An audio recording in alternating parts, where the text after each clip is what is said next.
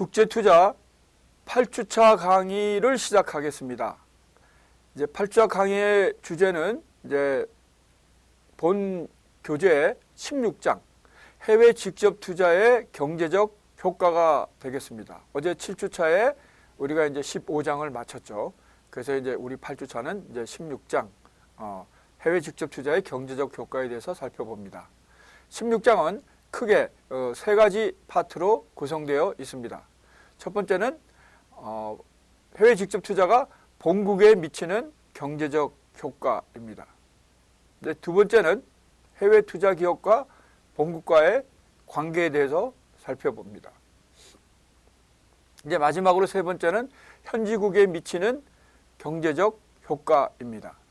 이렇게 크게 이제 세 파트로 구성해서 해외 직접 투자의 경제적 효과를 살펴보겠습니다.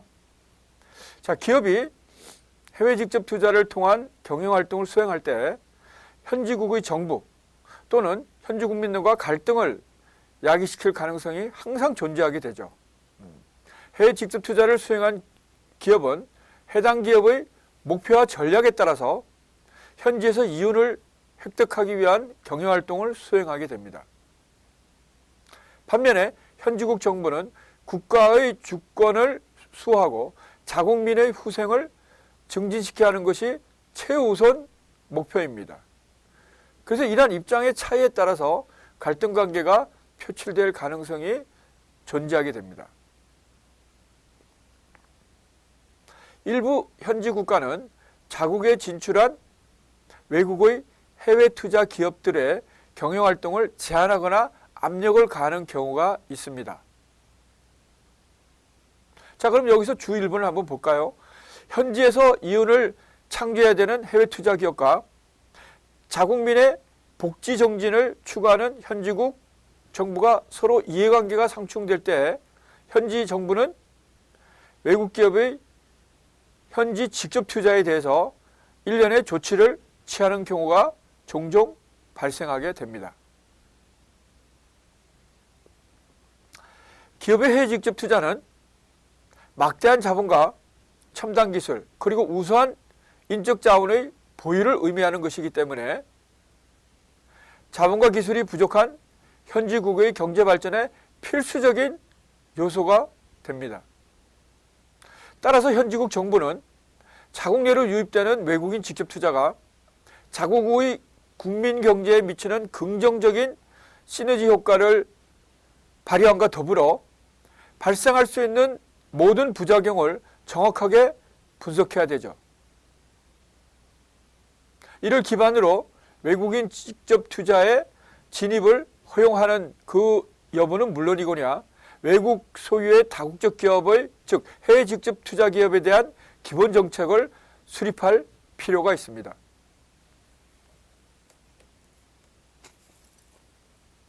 자, 이제 제1절 해외 직접 투자가 본국에 미치는 경제적 효과에 대해서 살펴봅니다. 세계 각 기업들의 직접 투자 활동은 현지국뿐만 아니라 본국의 경제에 지대한 영향을 미치게 됩니다. 예를 들면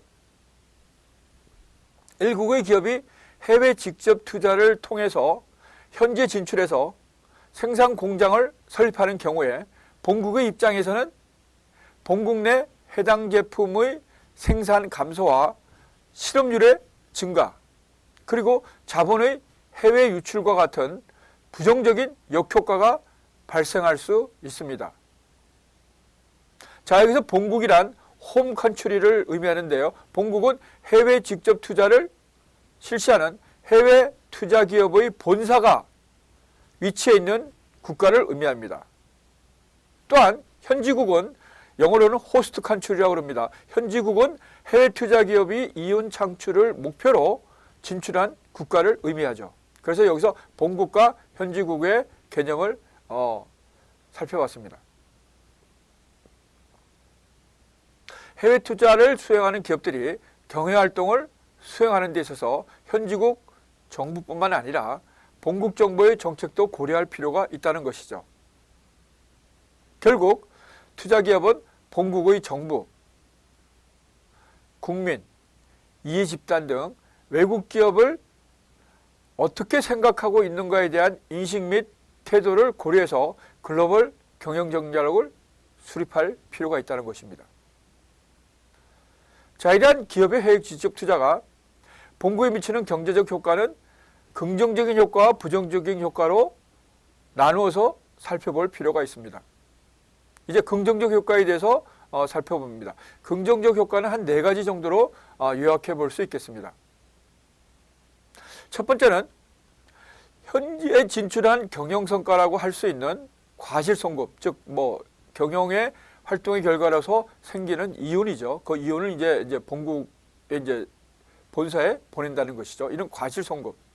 그 다음에 로열티 수입. 로열티 수입이라는 기술 사용료에 대한 대가를 이제 받는 것입니다. 그걸 이제 로열티라고 그러는데요. 로열티 수입. 그 다음에 본국으로의 세금 납부 등으로 국제 수지 개선과 정부 수입 정대의 효과가 있습니다. 이제 두 번째 긍정적 효과는 기업이 개발한 기술이나 경영 기법을 현지국에 파급시킴으로써 세계 시장에서의 경제적 우위를 점하게 되고 국내 자본의 활용을 극대화시킬 수 있습니다. 이제 세 번째 긍정적 효과는 본국에 대한 현지 소비자의 이미지를 제고시킬 수 있고 이로 인해서 여타 산업의 현지국 진출이 용이해질 수 있습니다. 예를 들어서 어떤 그 해외 투자 기업이 어떤 특정의 국가에 진출해서 긍정적인 이미지를 얻었다면 그 기업이 속한 본국에 다른 기업이 진출할 때도 상당히 이제 그야말로 호의적인 그런 소비자들의 그런 이미지를 얻는데 중요한 역할을 하는 것이죠. 네 번째 긍정적 효과는 기업의 해외 진출과 더불어 본국 고용 인력의 해외 파급 효과가 있다. 물론 현지에서 또 인력을 채용하기도 하지만 핵심 인력은 그래도 본국에서 또 파견되는 핵심 관리 인력이라든가 핵심 기술 인력은 본국의 인력을 파견할 필요가 있는 것이죠. 자, 이제 이 긍정적인 효과를 살펴봤습니다만은 역시 부정적인 효과도 존재하고 있습니다.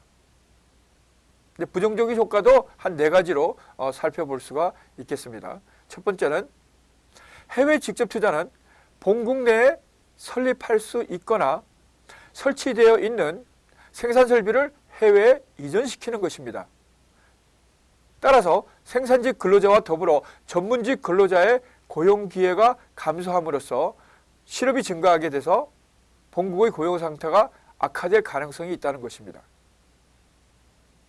아마 충분히 이제 이해할 수 있는 그런 상황이죠.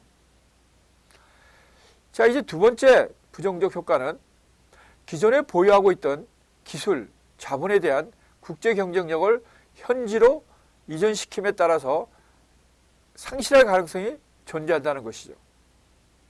실제로 이제 미국의 경우를 예를 들면 미국은 제2차 세계대전의 종전 이후부터 오일 쇼크가 발생한 때까지 즉 해외 진출과 더불어 기술 이전에도 상당히 적극적이었습니다. 하지만 이러한 미국 기업의 전략은 1970년대 들어와서 변화했는데요. 이는 유럽과 일본의 기업들이 미국이 제공한 기술을 기반으로 해서 국제 경쟁력을 강화하게 되었고 1980년대 이후에는 일본과 유럽의 기업들이 오히려 일정 부분에 있어서 미국 기업들보다 더 앞선 기술을 보유하게 됨으로써 미국이 세계 시장에서 그 위치를 상실하게 되었기 때문입니다. 자, 미국은 이를 1990년대 IT 산업으로 산업 구조를 고도화시킴으로써 다시금 독일과 일본의 추격을 뿌리치고 세계 제1의 경쟁력 국가로 발돋움하게 됐죠. 이건 제가 여러 번 말씀드렸습니다만 80년대 중반에서 90년대 초까지 제가 미국에 있었기 때문에 생생하게 이제 목격한 것이죠. 대중적인 어떤 제품에 있어서, 그러니까 대량 생산을 통한 제품에 있어서 결국 일본 기업들이 80년대에는 전 세계 시장을 휩쓸었다고 할 수 있죠. 대표적인 게 자동차, 전자, 일반 가전 제품들입니다. 물론 최고급 제품은 일본, 미국 제품이나 유럽 기업들이 가지고 있었지만 제가 지금 말씀드리는 것은 대중적인 제품들입니다. 보통의 중산층들이 소유하는 그런 제품들에 있어서 70년대는 독일의 시대였고 80년대는 일본의 시대였습니다. 만약에 미국이 인터넷 혁명, 즉 IT 산업으로 대표 인터넷 혁명이 적은 미국에서 촉발되지 않았다면 미국은 어쩌면 지금의 제1의 국가 경쟁력을 유지할 수 없고 제1의 가장 강력한 어떤 국가로서 유지 발전하는데 상당한 어려움을 겪었을 것으로 생각됩니다. 자, 이제 세 번째 이제 부정적 효과는 기업들이 해외 직접 투자와 같은 해외 경영 활동을 수행함에 따라서 본국의 조세 수입이 감소하게 된다는 것이죠.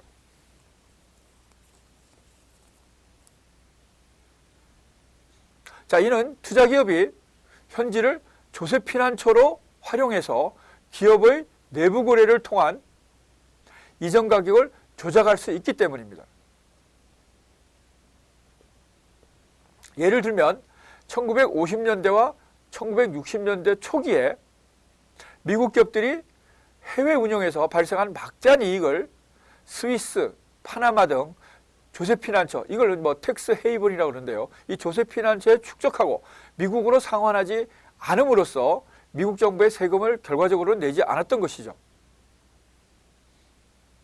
당시까지만 해도 미국 세법에 의하면 미국 기업의 해외 자회사 이익에 대해서는 미국 내에 있는 모기업이 이익 배당 형태로 대금 결제를 받기 전에는 과세할 수 없었습니다.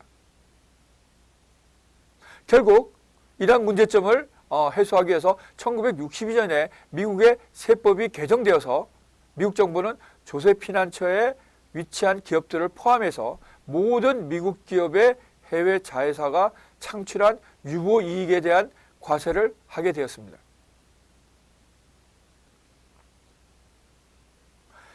자, 이제 네 번째 부정적 효과는 투자 기업이 현지에 진출해서 경영활동을 수행할 때 현지 정부나 현지 국민과 마찰이 야기될 경우에 이러한 영향이 본국 정부나 국민에게 전가될 수 있는 위험이 존재한다는 것이죠.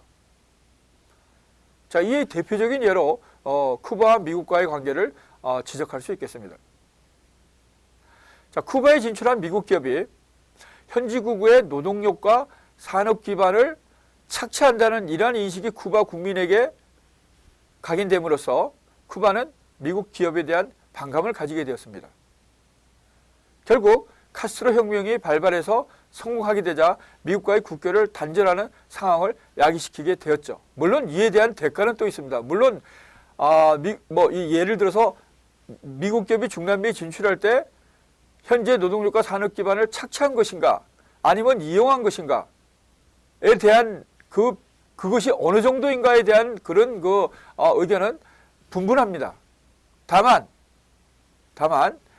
이 극단적인 조치를 취함으로써 결국은 쿠바의 사회주의 혁명이 일어나서 쿠바는 공산국가가 됐죠.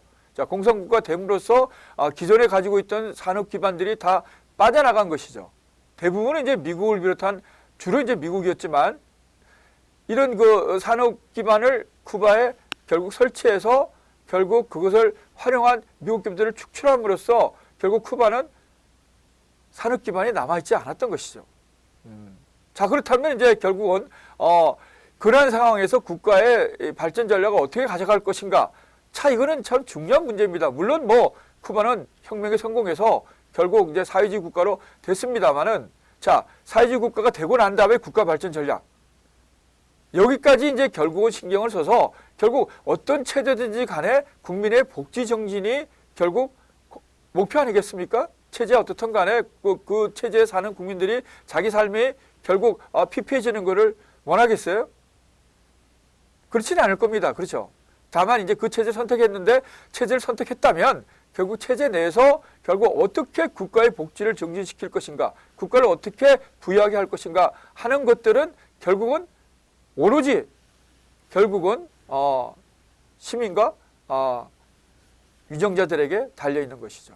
물론 이것은 한편은 또 가치 판단의 문제이기도 합니다. 가치 판단의 문제. 자, 그럼 부유하게 사는 것이 좋은 것인가, 평등하게 골고루 사는 것이 좋은 것인가 하는 문제와 더불어 결과를 가지고 결국은 과연 그렇게 평등하게 되었던 것인가? 이거는 또 이제 또 역사를 통해서 알 수가 있죠. 물론 취지나 의도는 좋았지만 현실적으로 그게 과연 가능한 일인가 하는 거는 참 이게 어려운 문제입니다. 이게 체제 선택 문제는 결국은 이제 그야말로 우리가 또 한편으로는 결과적으로 얘기할 수 있기 때문에 그렇게 쉬운 문제는 아니죠. 굉장히 어려운 문제입니다. 오로지 이제 그 체제 내에 있는 구성원들, 즉 우리가 국민이라기도 하고 시민이라기도 하죠. 그 시민들이 결국은 현명한 판단을 해야 되는 문제죠. 또 합의를 이루어야 되는 문제죠. 그래서 어느 것이 옳다 그르다 이렇게 말하기는 참 힘듭니다. 그렇지만 우리가 결과론적으로 볼 때 결국 이제 우리가 어떤 하나의 모델은 우리가 한번 찾을 수 있을 거예요. 그거는 이제 그 사회 구성원들이 그야말로 진지하게 토의하고 논의하고 평화적인 방법으로 그 해결 방안, 즉 사회적인 합의를 이루어야 된다는 것이죠. 그건 틀림없는 사실일 겁니다. 자, 이제 제2절로 넘어가겠습니다. 제2절은 이제 해외 투자 기업과 본국과의 관계입니다. 여기서 이제 두 가지 측면이 있죠. 협력 관계냐, 갈등 관계냐. 우리가 앞에서 여러 가지 어떤 경제적인 효과를 볼 때 항상 긍정적인 효과만 있는 게 아니죠. 부정적인 효과도 존재하는 것이죠. 그래서 우리가 이런 것들을 잘 따져서 가장 해당 국가 또는 기업도 되고요. 우리가 궁극적으로 가장 낮은 단위는 우리 개인도 됩니다. 그래서 그걸 어떻게 선택할 것인가는 결국은 우선순위의 문제 또 그때 상황의 문제 이게 다 연결되는 얘기입니다만은 거기에 달려있는 것이죠. 일반적으로 해외 투자 기업은 자신의 글로벌 경영 전략을 수립해서 현지에 진출하게 되면 자명한 사실입니다. 자, 이 경우에 결국은 본국의 정책 방향이 모기업에 직접적으로 영향을 미치기 때문에 본국과의 관계는 매우 중요시되죠. 어떤 의미에서는 현지국보다도 더 중요한 비중을 차지하고 있기 때문에 본국과의 관계가 더욱 우선시되는 경우도 종종 발생하고 있습니다. 자, 이제 우선 협력관계에 대해서 살펴봅니다. 해외 투자 기업과 본국과의 관계는 현지국 간의 관계와 비교할 때 그 관련성의 정도와 투자 기업들의 대응 전략에 있어서 상이한 측면이 다소 존재합니다. 외국 기업과 현지국과의 관계는 기본적으로 우호적이라기보다는 서로 필요에 의한 이해관계인 경우가 많은 편이죠. 그렇지 않겠습니까? 결국 현재 진출할 때 기업으로서는 보다 나은 수익을 창출하는 그 길을 찾아서 가는 것이고 현지국의 입장에서는 본인들이 부족한 자본, 본인들이 부족한 기술을 활용하고 또 본인들이 그야말로 어떤 산업을 일으키고자 할 때 본인의 실력으로는 부족할 때 외국의 기업이 그 분야의 기업이 들어와서 결국은 본국의 경제에 이바지하는 것을 원하지 않겠어요? 자, 그래서 이러한 이해관계가 주로 투자기업과 현지국 간의 관계는 많다는 그런 의미입니다. 자, 일반적으로 해외 투자기업과 본국과의 관계는 이해관계가 일치되는 협력관계인 경우가 많습니다. 그 이유는 두 가지로 우리가 한번 생각해 볼 수 있겠죠. 첫 번째는 해외 투자기업은 모기업이 본국에 소지하고 있다는 점 이외에도 해외 투자기업의 성장이 결국은 본국에서 이루어졌다는 이유로 인해서 해외 투자기업과 본국의 이해는 대부분 일치하는 경우가 많은 것이 사실입니다. 자, 이 대표적인 예로 일본계 해외 투자기업들을 지적할 수 있겠습니다. 일본 정부의 정책과 일본계 해외 투자기업들의 경영활동, 수익 전략 및 방향은 대부분 일치하고 있음을 알 수 있습니다. 자, 이거는 일본 국민들의 어떤 특성이라고 봐도 되겠죠. 일단 정부가 일단 어떤 방침을 정했다면 일단은 거기에 수긍하고 맞춰 나가는 거에 기업뿐만 아니라 일본 시민, 국민들이 가지고 있는 보편적인 정서라고 우리가 볼 수 있겠습니다. 물론 이러한 거에는 또 좋은 점도 있고 안 좋은 점도 있겠죠. 이제 두 번째 이유는 현재의 세계 상황은 1995년 세계무역기구, 즉 WTO 체제가 출범함과 더불어 지역경제의 블록화가 또한 동시에 나타나면서 우리가 여기 지역경제 블록화라는 건 대부분 이제 어떤 FTA로 주로 나타나죠. 자유무역협정으로 나타나는 이런 것들이 또 나타나면서 이러한 블록 경제의 장벽을 회피하는 수단으로서 해외 투자 기업의 역할이 중요하게 대두되고 있다는 것입니다. 이 같은 상황 하에서 자본력이 풍부한 해외 투자 기업의 진출은 지역 경제 블록의 형성으로 인한 무역 장벽을 회피할 수 있는 대안이 됩니다. 이는 본국 정부의 입장에서도 파지티브한, 즉 긍정적인 경제적 효과를 발생시키기 때문에 해외 투자 기업과 본국의 이해관계는 일치하게 된다는 것입니다. 자, 그러면 지역경제 블록화에 대해서 주 4번을 이제 한번 보겠습니다. 자, 지역경제 블록화는 선진국과 후진국, 양지역에서 동시에 이루어지고 있습니다. 과거에는 이 선진국 중심이었습니다만은 주로 이제 유럽 지역에서 발생했었죠. 그것이 이제 중남미 지역으로 왔다가 결국 최초의 이제 선진국과 개발조선국 간의 어떤 지역 무역협정 FTA가 이제 나프타인 것이죠. 이게 나프타가 이제 북미 자유무역협정인데요. 그 다음에 이제 유럽연합은 역사가 가장 오래되면서 결국 이제 많은 국가들이 지금 현재는 28개 국가까지 확대되었습니다만은 영국이 2016년에 탈퇴함으로써 현재는 27개 국가가 하나로 이제 묶여 있는 것이죠. 이게 이제 현재 유럽연합입니다. 역사도 가장 오래됐고 가장 대표적인 이제 지역 경제 블록이라고 할 수 있습니다. 자, 갈등 관계에 대해서 이제 살펴보겠습니다. 해외 투자 기업과 본국 간의 갈등 관계는 기본적으로 본국의 해외 투자 기업에 대한 통제 욕구, 이에 대한 해외 투자 기업의 자유로운 경영 활동을 수행하려는 욕구 간의 갈등에서 발생된다고 볼 수 있습니다. 충분히 이해되시겠죠? 해외 정부는 본국 정부는 정부 입장에서 기업을 통제하라고 기업은 자유로운 경영 활동을 추구하려고 하고 여기에서 이제 부딪히는 갈등이라고 할 수 있겠습니다. 자, 이러한 갈등 관계가 형성되는 구체적인 경우를 보면 한 4가지로 또 정리해 볼 수 있겠습니다. 첫 번째, 본국은 자국 소유의 해외 투자 기업에 대해서 어느 정도 통제력을 행사함으로써 본국 정부의 영향력이 해외 투자 기업의 경영 활동에 미치기를 원합니다. 실제로 본국 정부와 국민의 정서는 이러한 기업들이, 즉 해외 투자 기업들이 본국의 기업이라는 인식이 강하기 때문에 이들 기업이 보유한 자원도 본국 자원으로 간주하는 경향이 있습니다. 따라서 본국은 해외 투자 기업이 보유한 자원을 국익을 도모하는 데 활용하도록 기대하고 또한 이를 통제하려는 경향이 있기 마련입니다. 그러나 현실적으로는 본국의 의도와는 달리 본국의 통제가 해외 투자 기업에 제대로 미치지 못하는 경우가 많은 편입니다. 이는 투자 기업이 해외에서 경영활동을 수행함으로 인해서 본국 내에서 경영활동을 수행할 때와는 달리 이들 기업이 해외에서 활용하는 자원에 대해서는 본국의 통제가 제대로 이루어질 수 없기 때문입니다. 또한 본래 해외 투자 기업은 국익보다는 자기 회사의 이익을 더 중요시하는 경향을 가지고 있다는 것입니다.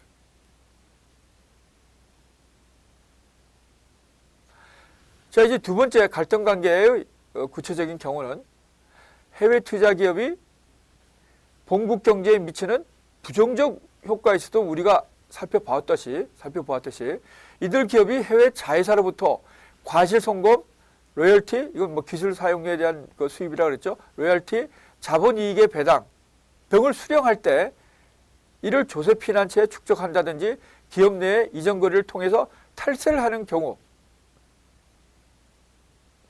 결국 기업과 본국 정부 간에는 어느 정도의 갈등이 필연적으로 발생하게 됩니다. 이 조세피난처에 이제 축적하는 것이 우리가 아까 미국이 이제 법을 개정함에 따라서 방지할 수 있었다 그랬는데요. 이 조세피난처에 숨겨진 돈을 그걸 우리가 흔히 페이퍼 컴퍼니라 그러죠. 우리가 흔히 종이회사라 그러는데 가상적으로 실제 존재하지 않는 것을 서류상으로 만드는 걸 페이퍼 컴퍼니라고 합니다. 이런 페이퍼 컴퍼니를 만들어서 조세피난처에 몇 군데가 있죠. 조세피라자가 스위스 파나마뿐만 아니라 몇 군데 이렇게 있는데요. 이걸 다 잡아낼 수는 없습니다. 이게 여기에는 뭐 여러 가지 이제 부정적인 자본, 뇌물 뭐 이런 것들이 이제 상당히 거기에 이제 소지되어 있는데 이것들을 잡아낼 수가 없죠. 다. 뭐 우리가 흔히 빙산의 일각이라고 하죠. 일정 부분만 결국 우리가 파악할 수 있는 것입니다. 그래서 이것이 상당히 이제 이 갈등 관계를 일으키는 또 경우가 되고 있습니다. 이제 1교시 강의는 여기서 마치겠습니다. 2교시 때 보겠습니다.